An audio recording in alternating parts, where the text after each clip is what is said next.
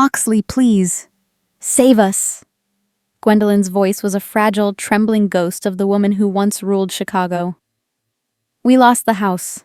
Sierah has nothing. You have power now. Help her. I stood in my glass-walled office, the silence on the line a heavy price for 5 years of erasure. Her plea was a sharp, pathetic contrast to the night she executed my self-worth in front of everyone. You're nothing compared to your sister, she had hissed, her eyes cold. You're just the shadow. That memory, sharp and jagged, pulled me back into the suffocating weight of that evening. The humid Chicago air clung to the limestone walls of our family's Lincoln Park mansion like a damp wool blanket. Inside, the scent of expensive white lilies was so thick it felt suffocating, mingling with the sharp, metallic clink of crystal glasses. My mother, Gwendolyn, was in her element. She moved through the ballroom with a practiced grace, orchestrating her annual charity gala as if she were conducting a symphony of the city's elite. I stood near the periphery, watching the crowd with the detached, clinical eye I had developed as a financial analyst. I noticed the way the candlelight caught the manufactured perfection of the floral arrangements. Everything was designed to look effortless, yet every petal had been placed with a calculated intent to impress. I shifted the weight of the modest, cream-colored envelope in my hands. Inside was my master's degree in finance, awarded with honors from one of the top universities in the country. To anyone else, it was a piece of parchment. To me, it was a bridge I had spent years building, a testament to late nights, skipped meals, and the grueling discipline of self-reliance. I harbored a quiet, perhaps foolish hope that this achievement might finally serve as a mirror, reflecting a version of me that Gwendolyn could respect. I wanted her to see my value, not just my utility as the daughter who fixed the Wi-Fi or organized the tax folders in the basement. True wealth isn't found in a portfolio or a zip code. It's built in the quiet character you forge when the world isn't looking. An elderly server stumbled slightly nearby, his tray of champagne flutes rattling dangerously. The socialites around him didn't even blink, treating the man as part of the architecture, an invisible fixture meant to serve and then vanish. I reached out, steadying his elbow with a firm, quiet hand. He looked at me with a startled, weary gratitude, and I offered him a small, genuine smile. Kindness cost nothing, yet in this house, it was the rarest currency of all. I watched him move away, feeling the heavy gaze of Gwendolyn from across the room. She wasn't looking at me with pride. She was looking at me as a blemish on her perfect canvas. The room suddenly surged toward the center of the ballroom as Gwendolyn took the stage. The spotlight shifted, and there stood Sierah, basking in the glow like it was her natural habitat.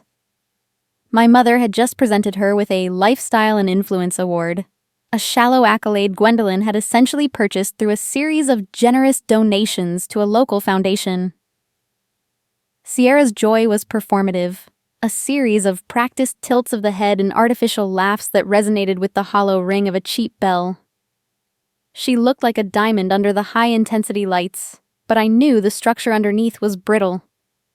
I saw my opening when the applause died down and stepped toward the matriarch. My heart hammered against my ribs, a rhythmic reminder of the high stakes I had set for myself. I extended the envelope toward Gwendolyn, my voice steady despite the adrenaline. I told her I had something to share, a milestone I had reached on my own. Gwendolyn didn't even look at the embossed seal of the university. She didn't offer a hand to take it. Instead, she reached for her half-full glass of Cabernet Sauvignon and set it squarely on top of the envelope I was holding, using my hard-earned honors as a makeshift coaster. The crimson liquid sloshed over the rim, staining the thick parchment with a dark, ugly blotch. The room went silent, the kind of heavy, expectant silence that precedes a lightning strike. Gwendolyn didn't flinch. She leaned in, her voice cutting through the humid air like a chilled blade. She told me that my academic hobbies were a distraction, a pathetic attempt to draw attention away from the family's true light. "Moxley," she said, her eyes cold and dismissive, "you are nothing compared to your sister. Sierah is the light of this family, and you are merely the shadow we are forced to walk over. Learn your place." I stood there, feeling the dampness of the wine seeping through the paper and onto my fingertips. The sting was visceral, a sharp pain that radiated from my chest to my throat, but I refused to let it reach my eyes. I thought about the nature of a diamond, how it is essentially just a piece of charcoal that handled extreme stress exceptionally well. In that moment, the heat of her words didn't melt me. It calcified me. I realized that my value was no longer up for negotiation. If they couldn't see the light I had built within myself, I would no longer offer them the warmth of my presence. I turned and walked away, my heels clicking a resolute tempo on the marble floor. I didn't head for the bar or the terrace. I went straight to my room. The hum of the party continued downstairs, a distant, mocking soundtrack to my departure. I moved with the calculated precision of a woman initiating a strategic withdrawal. I didn't pack the designer dresses Gwendolyn had bought to make me fit in. I took only what was mine, the clothes I had bought with my own salary, my journals, and the few mementos that hadn't been tainted by the atmosphere of this house. One suitcase. That was the price of my history. As I moved down the back hallway toward the service exit, a figure stepped out from the shadows near the library. It was Murdaugh, my father.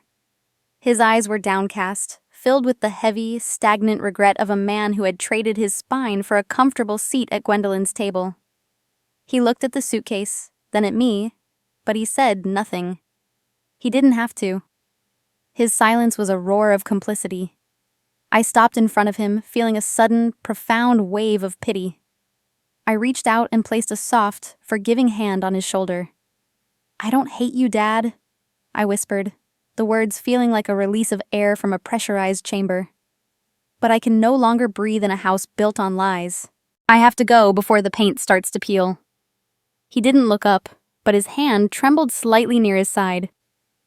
I realized that some people are prisoners of their own fear, and no amount of love can pick the lock if they aren't willing to turn the key.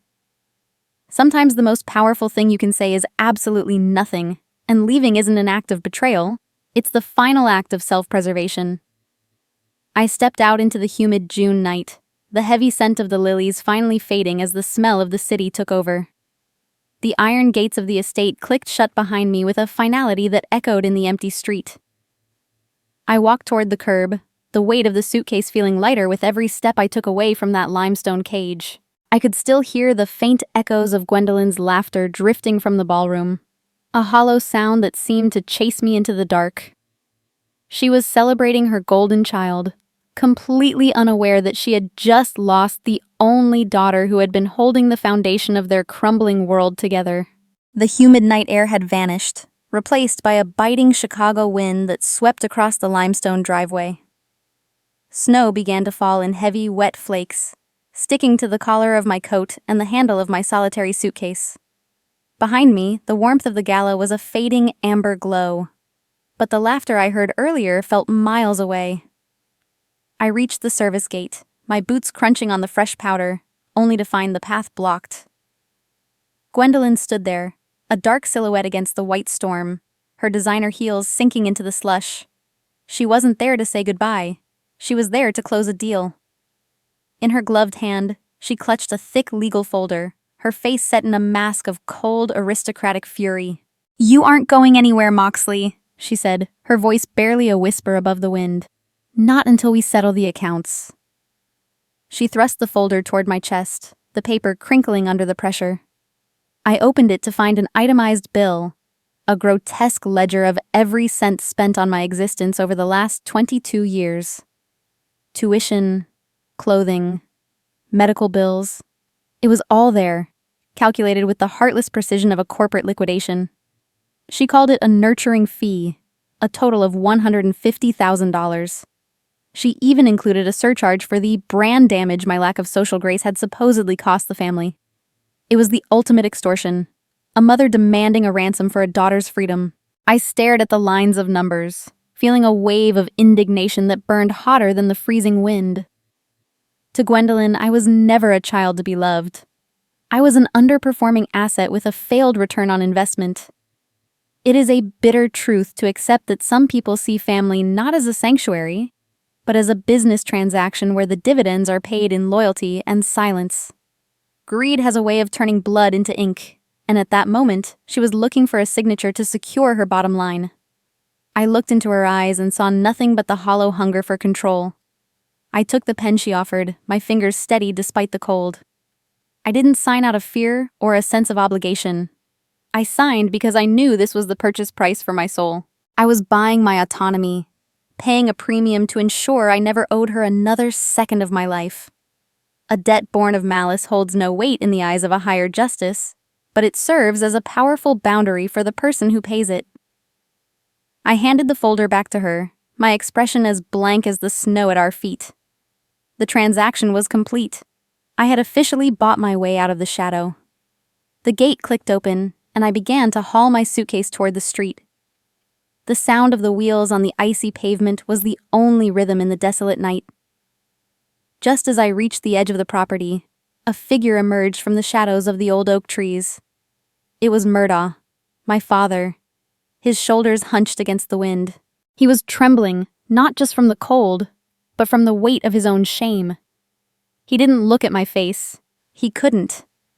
Instead, he reached out and pressed something small and cold into my palm. A vintage Patek Philippe watch and an encrypted USB drive. "Take this, Moxley," he whispered, his voice cracking like thin ice. "It's the only thing left that's actually mine. The drive. It has the records Gwendolyn thinks she buried. Tax irregularities, shell accounts. It's your insurance policy." I looked at him and felt a profound, aching pity. He was a man who had spent his life hiding in the corners of his own home, watching the woman he married dismantle the hearts of his children. I didn't feel anger toward him, only the sorrow of witnessing a wasted life. I squeezed his hand, a small gesture of forgiveness that seemed to startle him. "I'll keep it safe, Dad," I said softly.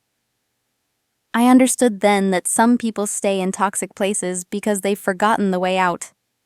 They are prisoners of their own fear, and his small act of rebellion was the most he could offer from his cage. I didn't need to berate him for his silence. His conscience was doing that far more effectively than I ever could. I tucked the watch and the drive into my inner pocket, feeling the weight of the only piece of truth I was taking with me. He turned back toward the mansion, a ghost retreating into a gilded tomb.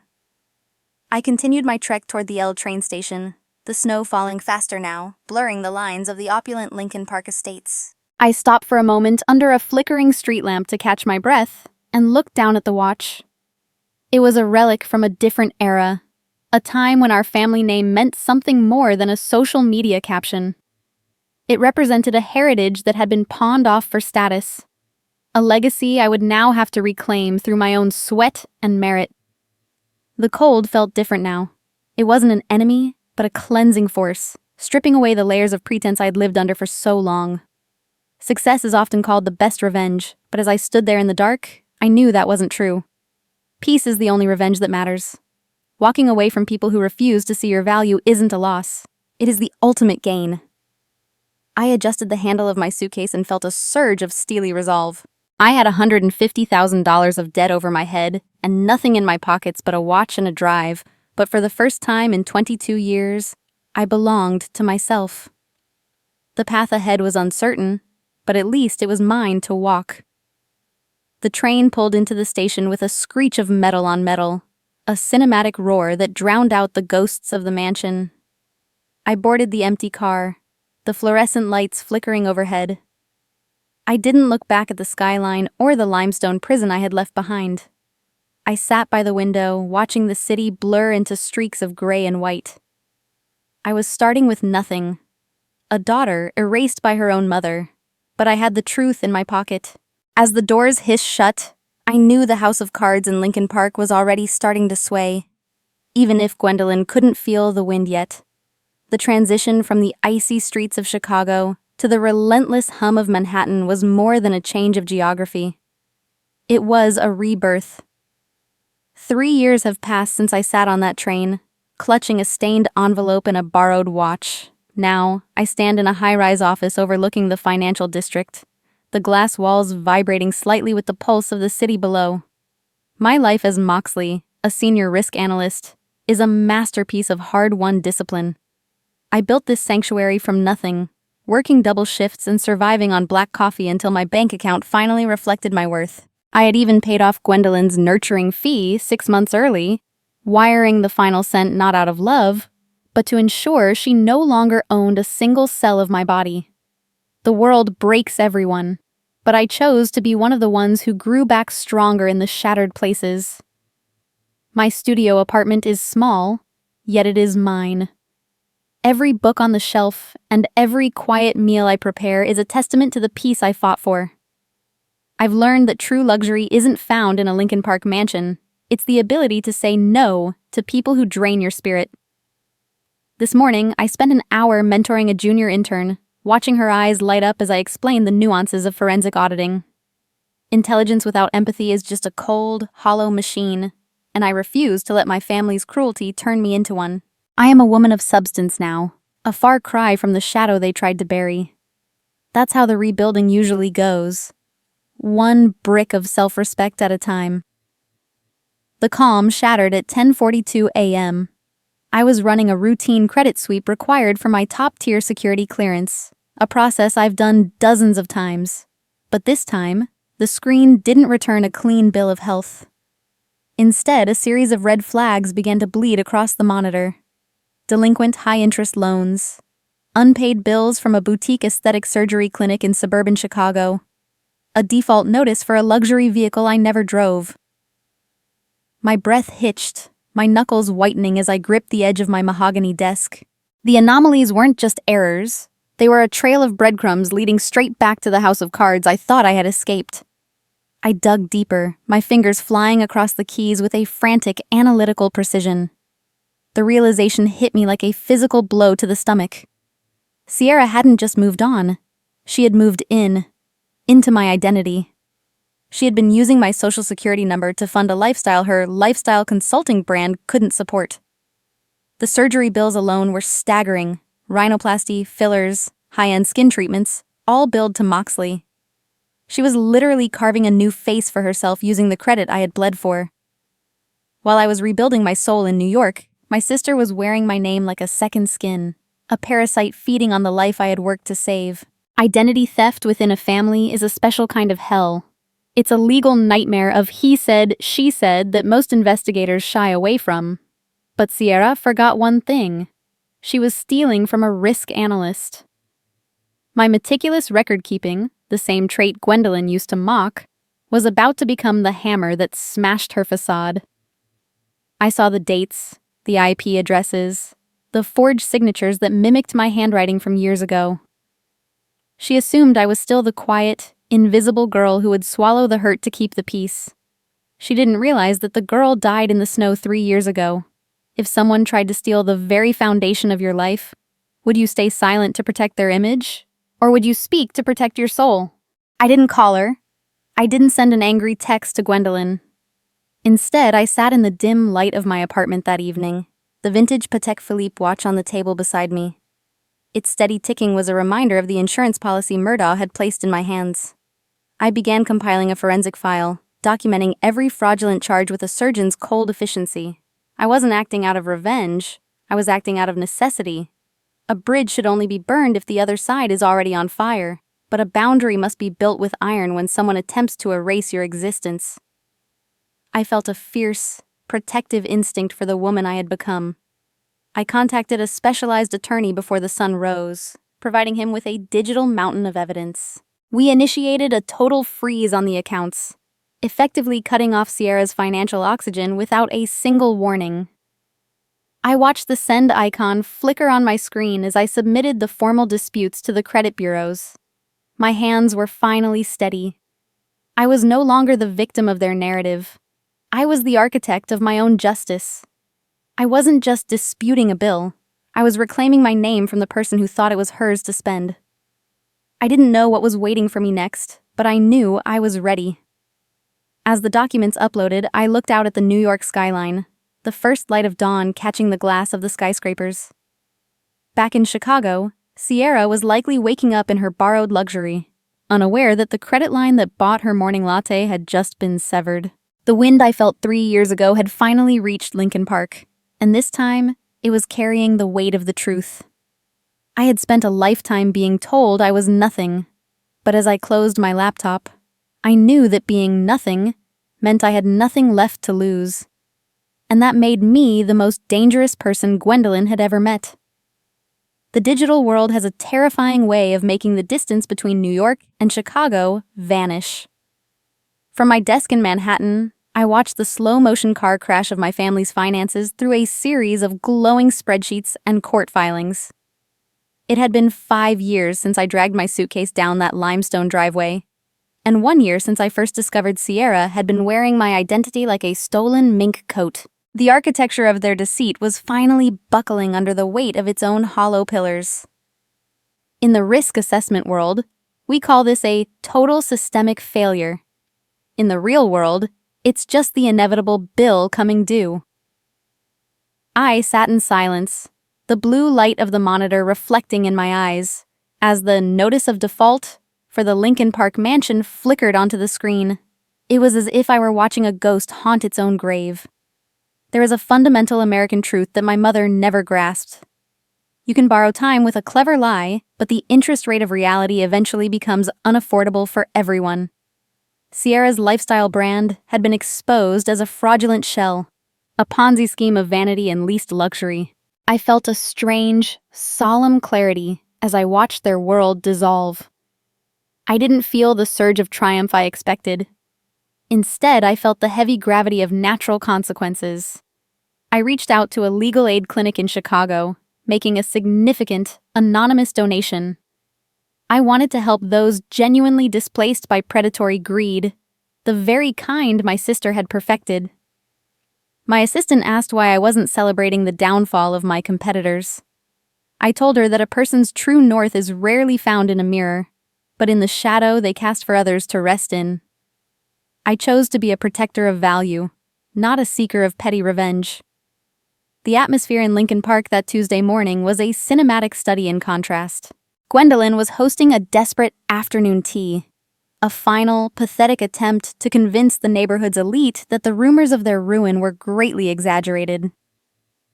The fine bone china sat on the mahogany table, gleaming under the crystal chandeliers.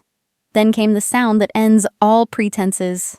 The sharp, percussive pounding of a sheriff's deputy on the front door. I wasn't there in person, but I could imagine the vibration through the floorboards. The high-tension distress of that moment likely felt like a physical blow to Gwendolyn's chest. The notice of sale was taped to the grand entrance, a public scarlet letter for all the whispering neighbors to see. The hammer of the law is indifferent to pedigree. As the deputies moved through the house, Gwendolyn's vintage china shattered on the floor. A cacophony of white porcelain and lost status. Outside, the tow trucks arrived for Sierra's leased luxury SUVs. I pictured her standing in the gravel driveway, her expensive heels sinking into the dirt, watching the physical manifestations of her lies being hauled away.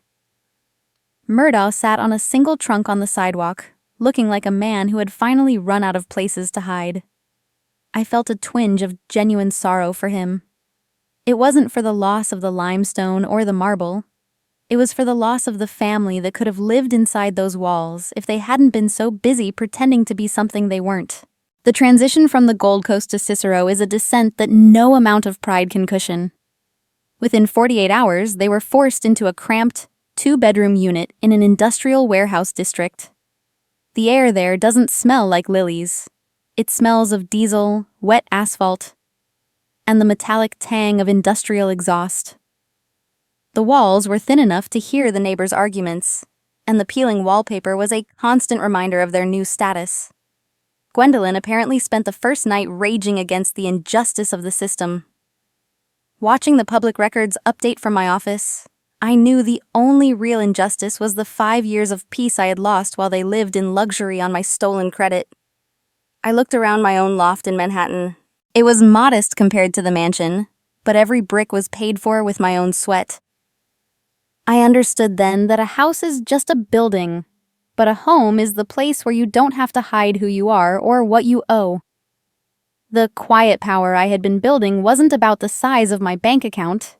It was about the fact that I could sleep through the night without fear of a knock on the door. I had been erased from their family tree, but in doing so, I had planted my own roots in much deeper soil. They were living in a gray, gritty reality, while I was finally breathing clear air. The silence of their exile didn't last long. Desperation has a way of turning toxic people into predators once again. I knew Gwendolyn wouldn't accept her fall from grace. She would look for someone to blame, and then she would look for a way out. My shadow was no longer cast in their hallway, but my success was becoming impossible to ignore. I had gone from being nothing to being a name on the masthead of a major financial publication. I could almost feel the gears turning in Gwendolyn's head from 1,000 miles away. As the sun set over the Hudson River, I closed my laptop for the day. I had done what was necessary to protect my identity, and the law had done what was necessary to reclaim the debt. But I knew the story wasn't over. A cornered animal is at its most dangerous, and Gwendolyn had spent a lifetime treating life like a game she was entitled to win. As she sat in that Cicero apartment, staring at the silhouette of my success in a business magazine, I knew she was drafting a new script. A desperate, toxic plan was taking shape in the dark, and the trembling call I'd been expecting was only a matter of time. The city of Chicago has a way of swallowing its own history, burying old grudges beneath new layers of asphalt and glass. Several weeks had passed since the foreclosure on Lincoln Park, a period of silence that felt like the heavy, electric stillness before a tornado touched down. I was standing in my corporate office in the Loop, the late afternoon sun glinting off the polished surface of my desk. The skyline was a jagged jaw of steel, beautiful and indifferent.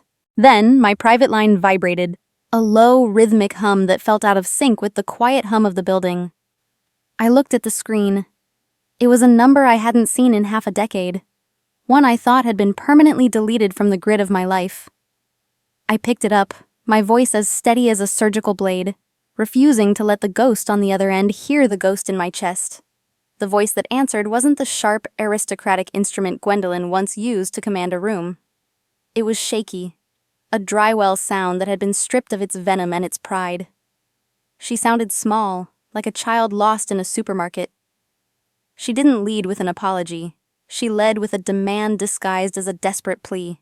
She told me the family was at a breaking point, that Sierra was facing criminal prosecution for the debts she had accumulated using my name. "Moxley, please," she whispered, her breath hitching through the receiver. "You have the power now. Just get her a job at your firm. Anything to show the court she has a stable income. Save us." I listened to her, realizing that even at the bottom of the barrel, her manipulation remained intact. She wasn't asking for my forgiveness. She was asking for my complicity. Forgiveness isn't about opening your door to the person who set your house on fire. It's about acknowledging the smoke has cleared and their power to burn you has finally expired. I sat in the high-backed leather chair, watching the shadows lengthen across the carpet. I agreed to meet her the following day, not because I was reverting to the daughter who sought her approval, but because I believed everyone deserves one chance to look the truth in the eye after a lifetime of running from it. Before the scheduled meeting, I followed a persistent, nagging hunch. Desperation drives people back to familiar sins, and I knew Gwendolyn would be looking for any scrap of capital to maintain her dignity. I drove to the outskirts of Cicero, to a dusty, dimly lit pawn shop that smelled of old metal and forgotten dreams. I parked across the street and watched through the grimy window. A figure moved inside, hunched over a glass counter. Even in a tattered coat, Gwendolyn's silhouette was unmistakable. She was haggling, her hands gesturing wildly toward a small, gleaming object on the velvet tray. I walked in just as the shopkeeper shook his head. The air was heavy with the ticking of 100 mismatched clocks, a cinematic tension that made my skin crawl. Gwendolyn didn't see me initially. She was too busy trying to sell the vintage Patek Philippe watch, the one she had clearly stolen back from Murdo after I left. It was the ultimate betrayal of the man who had stayed in her shadow while she dismantled our family. Watching her try to pawn his only piece of heritage for a handful of 20s felt like watching a scavenger pick at a fresh grave. It was a moment of profound, bitter clarity. I stepped forward, my shadow falling over the counter. I didn't announce myself. Instead, I addressed the shopkeeper directly, pulling my black card from my wallet. "I'll take it," I said, my voice cutting through the stale air. "I'll pay triple whatever you're offering her." Gwendolyn froze, her head snapping toward me. Behind my sunglasses, I watched the recognition hit her like a physical blow. She looked at my tailored suit, my steady hands, and then back at the watch she had just tried to discard. She was too ashamed to speak, her mouth working but no sound coming out. I completed the transaction in silence, the shopkeeper looking between us with a mixture of confusion and greed. I took the watch, feeling the cool weight of it in my palm. It felt like rescuing a hostage. I didn't mock her poverty or her desperation.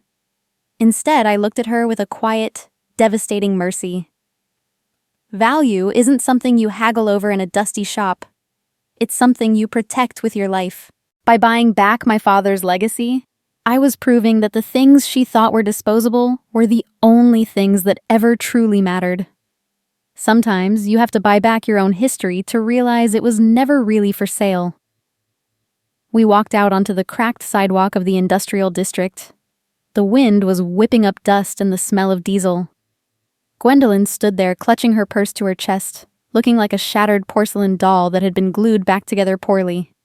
The power shift was absolute, a cinematic mic drop moment that required no script. She looked at me, her eyes searching for the daughter she had called nothing.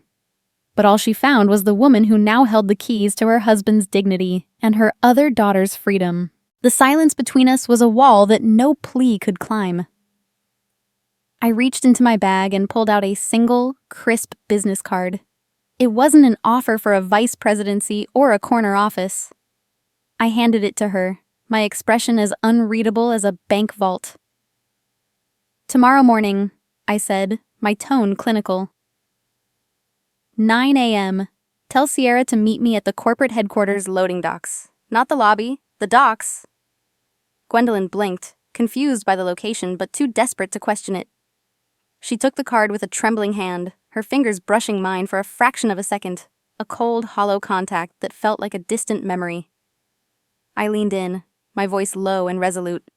"Character is like a tree, Gwendolyn, and reputation is like its shadow. You've spent 5 years chasing the shadow while the tree was rotting. Tomorrow, Sierra is going to have to learn how to water the roots." I turned and walked toward my car, the click of my heels on the pavement sounding like the final notes of a long, discordant song. I didn't look back to see her standing there in the gray Cicero light. I had spent a lifetime waiting for her to see me. Now, I was the only thing she could see, and she couldn't handle the glare. As I pulled into the Chicago traffic, the Patek Philippe sat on the passenger seat, ticking rhythmically. It was a small victory in a much larger war, but it felt significant. I was no longer playing by her rules, and I wasn't seeking her validation. I was reclaiming the pieces of myself they had tried to scatter. Gwendolyn would go back to her cramped apartment and tell Sierra the news, clutching the money I had inadvertently given her, thinking they had won a reprieve. They were unaware that the job I had planned was going to be the hardest, most honest day of work Sierra had ever faced. The quiet power was no longer just a shield. It was becoming a scalpel. The morning sun over the Chicago Loop was a pale, uncaring sliver of light reflecting off the glass towers. I stood in the lobby of my firm, the air smelling of expensive coffee and filtered oxygen, watching the revolving doors. Sierra stepped through them with the practiced confidence of a woman arriving for a gala. She was dressed in a tailored cream suit that probably cost more than my first car. Her head held high as she scanned the room for a corner office.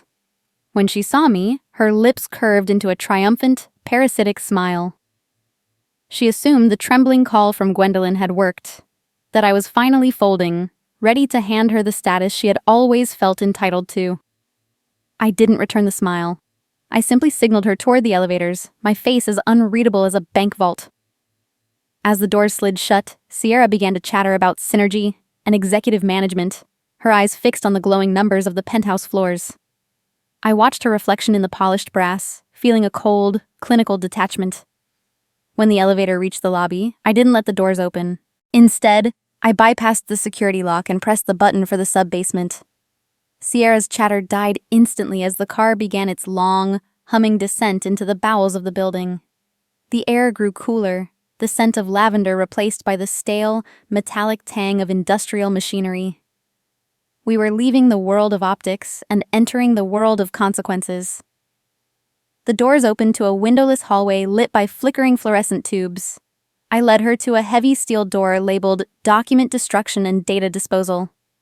Inside, the roar of massive industrial shredders filled the space, a rhythmic, violent grinding that made the floor vibrate. I pulled a folder from my bag and laid it on a metal table. It wasn't a management contract. It was a job offer for a night shift janitorial position. Her title would be Data Disposal Specialist, a fancy way of saying she would spend 10 hours a night feeding mountains of waste into the teeth of the machines.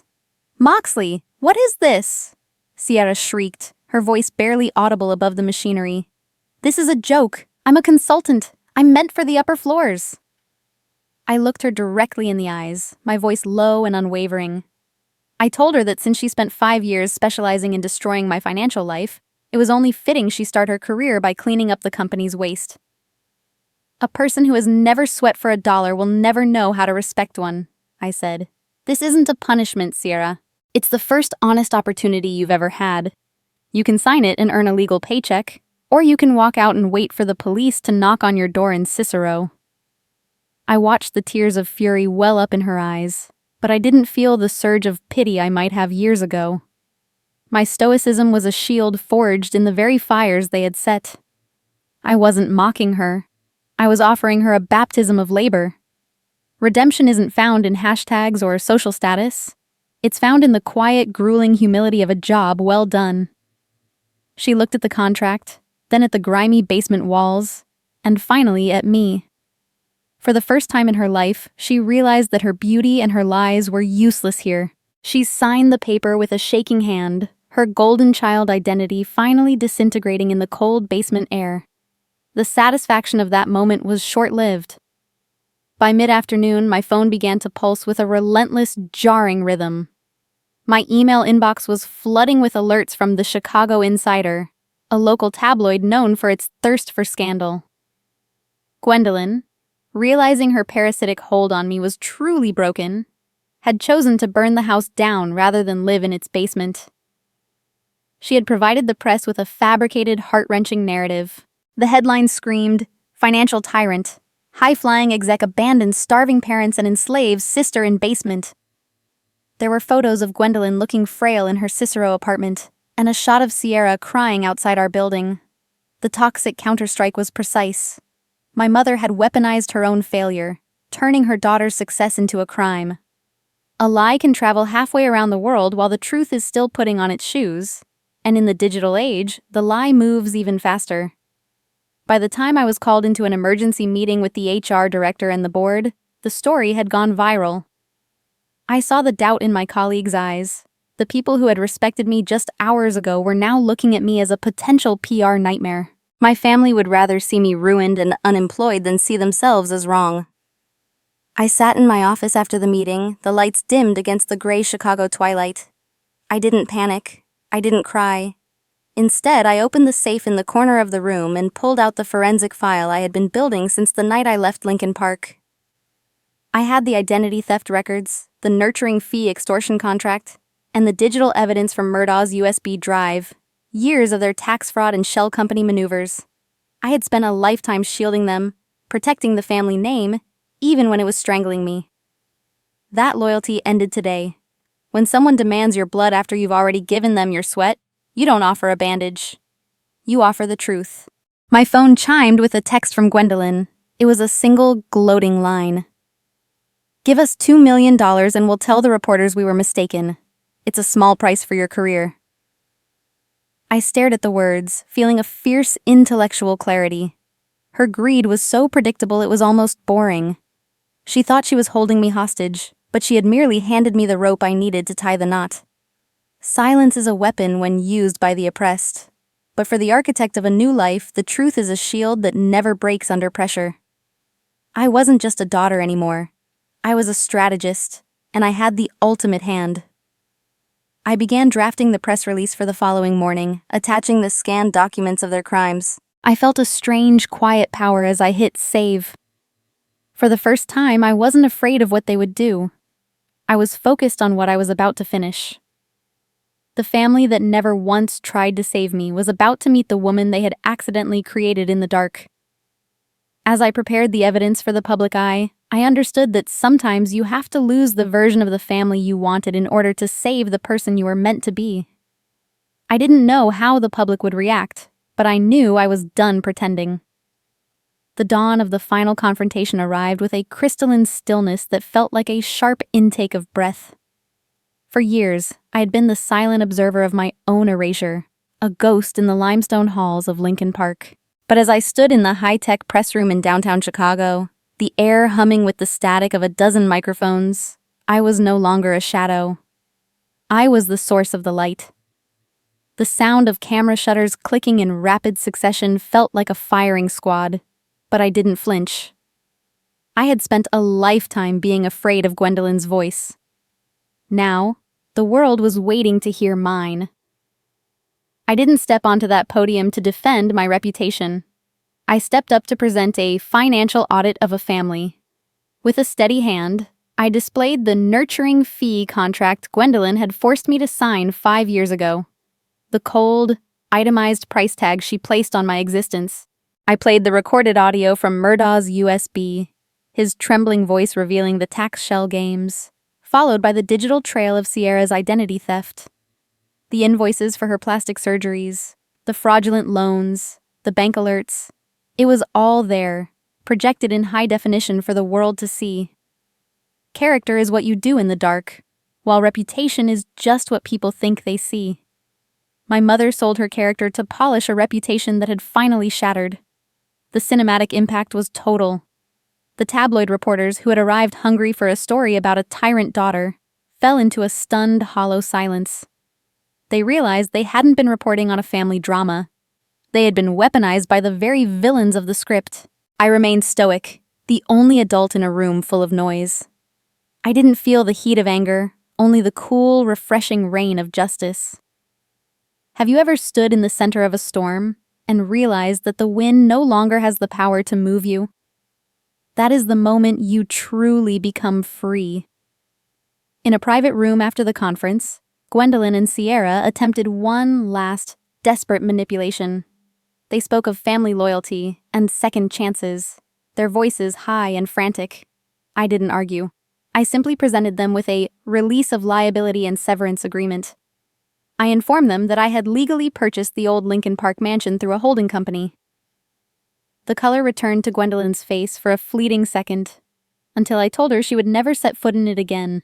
I had donated the property to create the Murdaugh Sanctuary, a non-profit refuge for victims of domestic and financial abuse. The House of Lies would finally become a home for the truth. I addressed Gwendolyn with a chillingly kind finality.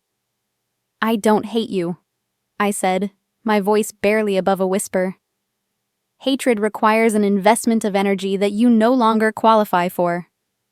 I am not your bank, and I am no longer your shadow."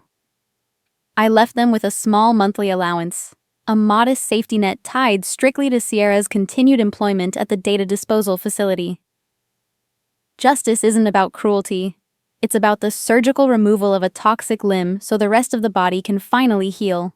As I walked out of that room, the sound of the door closing behind me felt like the final full stop at the end of a very long, painful chapter. 6 months later, the air was different. The biting Chicago wind had been replaced by the salt-kissed breeze of a sun-drenched retirement community in Florida. I sat on a porch overlooking the Gulf, watching the waves roll in with a rhythmic, peaceful persistence. Beside me, Murdaugh sat in a comfortable chair, the vintage Patek Philippe watch gleaming on his wrist. His eyes were no longer clouded by fear. He looked like a man who had finally been allowed to wake up from a nightmare. We didn't talk about the past. We didn't have to. The silence between us was no longer a burden. It was a sanctuary. Closure doesn't come from an apology you'll never receive. It comes from the peace you give yourself when you stop waiting for the people who hurt you to change. I looked at my phone, not to check a balance, but to ensure the recurring transfer to the sanctuary was active. True wealth isn't the ability to buy things. It's the ability to protect those who cannot protect themselves. I had turned my scars into a map, and that map had led me here. to a place where my name finally belonged to me. I stood up and walked toward the shoreline, my bare feet sinking into the warm, white sand. The sun was beginning to set, casting a long, independent silhouette that stretched toward the water. I wasn't the invisible daughter anymore. I wasn't the shadow or the music in the background. I was Moxley, and I was whole. The waves washed over my feet, erasing the footprints I had left behind, just as I had erased the debt of my past. I took a deep breath of the ocean air and smiled, realizing that the greatest thing I ever built wasn't a career or a fortune.